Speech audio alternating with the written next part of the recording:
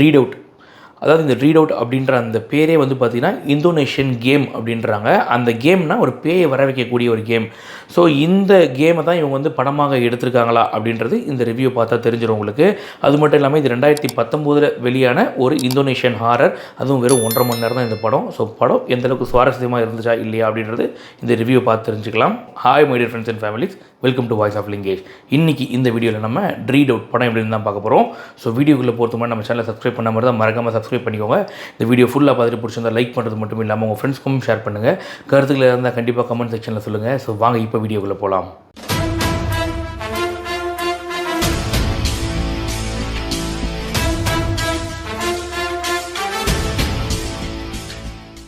Read out படத்தோட கதை என்ன அப்படின்னு பார்த்தோம்னா, படத்தோட ஆரம்பத்திலேயே ஒரு அப்பார்ட்மெண்ட்டில் வந்து பார்த்திங்கன்னா பேயை ஓட்டுறதுக்காக பண்ணிகிட்டு இருக்கிறாங்க. அப்போது ஒரு பொண்ணுக்கிட்ட வந்து ஒரு பேப்பர் மாதிரி ஒரு விஷயத்தை கொடுத்து இதை படி அப்படின்றாங்க.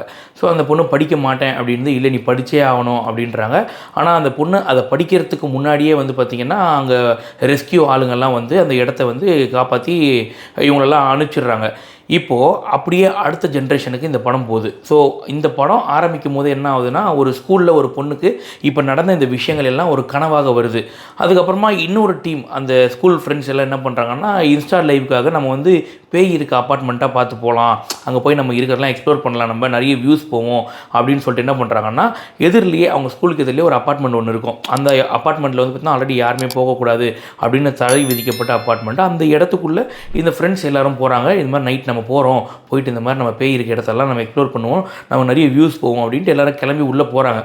அங்கே போனதுக்கப்புறம் வழக்கமாக தூங்கிட்டு இருக்க பேய் எப்படி எல்லோரும் தட்டி எழுப்புவாங்களோ அந்த மாதிரி இவங்களும் பண்ணிடுறாங்க. இப்போது அந்த இடத்துலேருந்து எப்படி இவங்க தப்பிச்சு வந்தாங்க அப்படின்றது தான் படத்தோட கதை. படத்தோட பாசிட்டிவ் என்ன அப்படின்னு பார்த்தீங்கன்னா, இந்த படத்தோட அந்த கான்செப்ட் உண்மையிலேயே வந்து ரசிகத்தன்மையாக தான் இருந்துச்சு.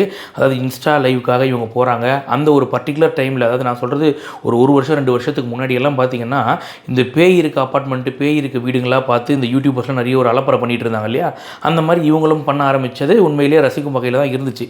ஆனால் இந்த த்ரில்லிங் எக்ஸ்பீரியன்ஸ் அப்படின்னும் போது உண்மையிலே இந்த பேய் வர்றதுக்கு முன்னாடி வரைக்கும் பயங்கர திக் மூமெண்ட்டாக இருக்கும். அந்தளவுக்கு அவங்க அந்த த்ரில்லிங் எக்ஸ்பீரியன்ஸை நல்லாவே நமக்குள்ளே கடத்தியிருந்தாங்க அப்படின்னு சொல்லணும். இப்போ படத்தோட பிரச்சனை என்ன அப்படின்னு பார்த்தீங்கன்னா, எல்லாரோட ஆக்டிங் தான். முதல்ல எல்லாரோட ஆக்டிங்லேயுமே பயங்கரமான ஒரு லேக் தெரிஞ்சுது. இப்போ இந்த பேய் இருக்குது அப்படின்னா, அந்த பேய் என்னமோ டெய்லி நம்ம கூடயே பழகிற மாதிரி இவங்க ஒரு ரியாக்ஷன் கொடுக்குறாங்க. அது படம் பார்க்குற நமக்கு அப்படியே அப்பட்டமாக தெரியுது. அதே மாதிரி ஹாரர் எக்ஸ்பீரியன்ஸ் எல்லாம் பார்த்தீங்கன்னா, அதாவது பேயை காட்டுறதுக்கு முன்னாடியே நமக்கு வந்து பார்த்திங்கன்னா, ஐயோ என்ன நடக்க போதோ அப்படின்ற மாதிரி இருக்கும். ஆனால் பேய் வந்ததுக்கப்புறமா ரொம்ப சப்புன்னு ஆகிவிடும். இவ்வளோ தானடா அப்படின்ற மாதிரி அந்த அளவுக்கு வந்து மியூசிக் ஒர்க்கும் இவங்களை கை கொடுக்கல, நடிப்புலேயும் ஒரு லேகு, பேயையும் சரியாக காட்டல. அதாவது இந்த ரீட் அவுட் அப்படின்றது இந்தோனேஷியனில் ஒரு கேம், அது பேய் வர வைக்கக்கூடிய ஒரு கேம். அந்த கேமை தான் இவங்க வந்து படமாக எடுக்கிறேன் அப்படின்னு சொல்லிட்டு இஷ்டத்துக்கு என்னமோ எடுத்து வச்ச மாதிரி தான் எடுத்து வச்சுருக்காங்க.